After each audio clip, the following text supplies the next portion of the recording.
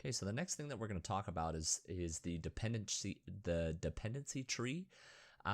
So just like the documentation states, the way that dependencies work with the network calls component is that it is additive in that basic is the lowest tier package and melee is built on top of the basic, and then shooter is built on top of the melee. So be sure to include the network component that you're going to be using, and you will see that if you're not quite sure what component you should add, just go ahead and have a look at this documentation.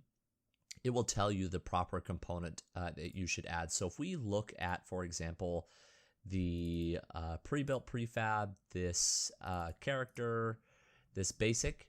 So this is the Invector's basic local motion character converted, and you see I have the basic network calls on it. And this basic network calls should always have the sync interval set to 0, and basically any network call should be set to 0 unless it's for a character that's very, very far away and you don't care about real-time updates for that character. And so if we have a look at the melee one and just pull up the character there, you'll see that this is the melee network calls, and then if the shooter, you should see the shooter network calls.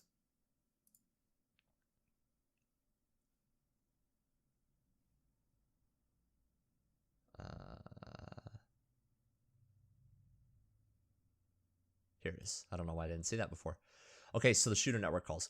And you'll notice as I was clicking through these, all of them had the third-person controller, but the third-person controller was actually referencing the basic network calls.